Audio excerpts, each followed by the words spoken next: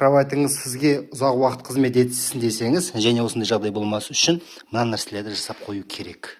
Мына жерлерде кетіп тұр. Мына шуруптарды ары қарай өткізіп жіберіпті. Мына жерде біреу, екеу ғана тартылған. Мына жерде мынандай міне осылай болып кетіп қалған. Специальное сверло и осындай компромат дейтін шуруп. Дәл осылай тесіп аласыз үстінен және астынан. Дәл осылай бұраймыз. Дәл осындай липучка болады. Алып жабыстырып тастайсыз. Бұрайын деп жатқан шурупыңыздың шляпасы мына неден өтіп кетпеу керек, тесіктен.